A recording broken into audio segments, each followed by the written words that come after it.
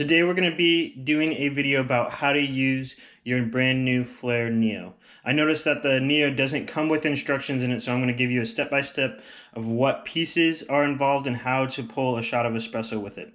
So the first thing I do want to note is this is a Flair Pro 2. However, it is the exact same, except for this little metal piece right here in the finish. The build quality of the frame is still the same, so it's still going to do the same trick. So just wanted to let you know that this is going to look a little differently than what yours does, as well as some of the plastic parts are going to be clear versus black. But other than that, it's about the same thing. So the first thing I want to note is if you haven't gotten this far with your Neo, there is a screw right there on the bottom. You can see it there, and that can get screwed on with the Allen key that comes with it to make this basically something that you don't ever have to worry about falling apart on your kitchen table. You got your drip tray, and you will need a cup for this. Obviously the Neo doesn't come with a cup, but find some kind of cup. Usually coffee cups do fit underneath of it. Going on from there, I want to take some time and go over every single part that comes with it. This is a tamping mat. This does not come with it. You can purchase those on Amazon or wherever you want, but you really don't need one.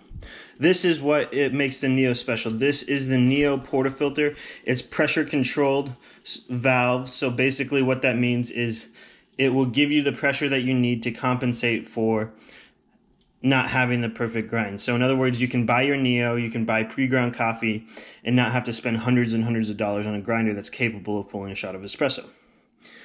Going on from there, we have, so this is where the coffee grounds go. This is called the portafilter. This is the dispersion screen. So what this does is it sits right on top of the portafilter like that. This is the brew head, which also just goes directly on the portafilter. And this is the piston. The piston goes on top of everything else, and then that goes onto the Flair and you push down with it. And that is where your espresso gets made.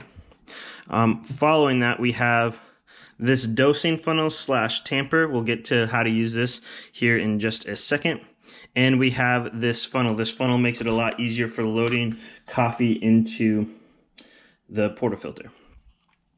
So the two things that you'll need outside of what came with your Flair would be some kind of a kettle. I'd recommend this one because it holds the temperature to what you need it to be. However, you can get by with any form of method of boiling water. The next thing you will need is obviously some coffee grounds at some point.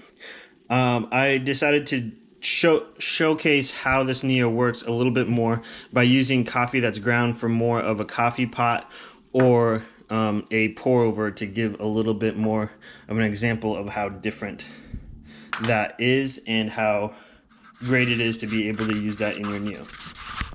So starting off is building your portafilter. So what you're going to need to do is you are going to take step one and put your little dosing funnel onto the portafilter, and you're going to take a scoop or pour or however you want to do it and just simply load grounds into your portafilter.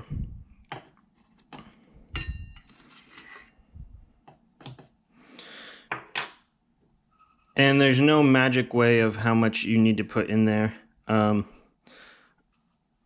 there is, but for the sake of the Neo, it's a lot easier if you don't have a scale. This is basically how to make coffee the easiest possible way with your Neo. So what you're going to do is you're just simply going to shake it from there and knock it on the table a couple times. And you're going to take your little tamper and leave the funnel on so you don't spill any grounds anywhere. And you're simply just going to press down. You don't have to press down a lot. This isn't a strength building competition here. It's just simply to get the grounds compressed a little bit in there.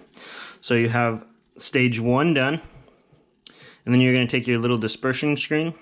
So basically you want enough grounds in there to fill the basket, but still have that little gap along the edge so you can just drop your dispersion screen straight in there and it will stay.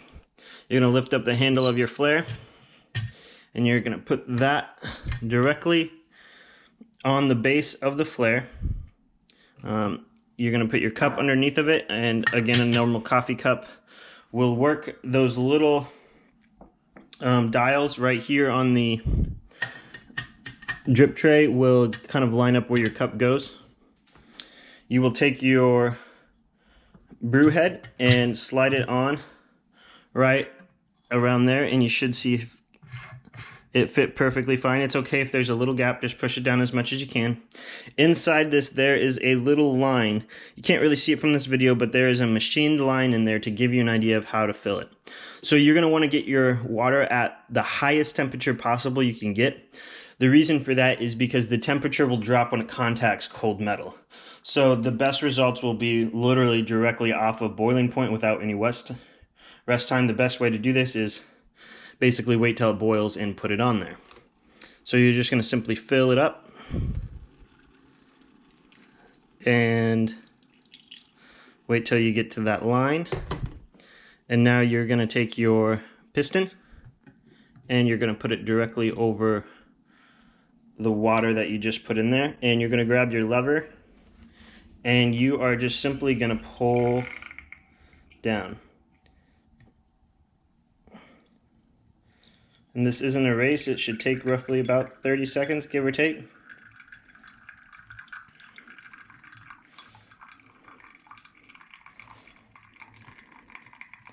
And you can see a little bit of crema, noting that we have enough pressure with it. And then you're just going to keep pulling until it dribbles all out.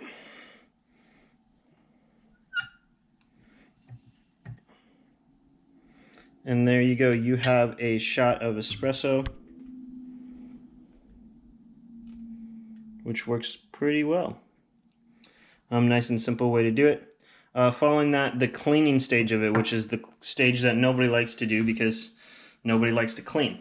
It is a little bit hot when you grab this now, so you're going to want to grab it from the rubber gasket here.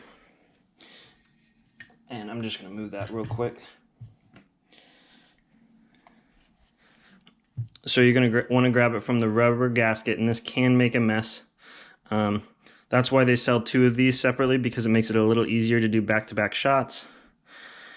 And you are going to ideally pull this out over a sink in case you get any kind of a mess. But this comes apart rather quickly. If you run it under cold water, you don't have to worry about burning your fingers at all.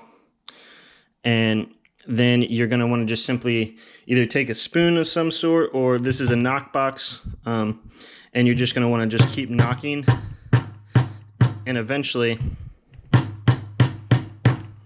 the grounds will come out. It's a little difficult, but there you have it. The grounds came out, and you're going to just want to take all of this and wash it under just hot water. Do not use soap in this. Do not put it in the dishwasher. You simply wash it under hot water. To get this little piston thing out that's lodged in there, you're going to take your tamper, put it on the ground, and just simply push.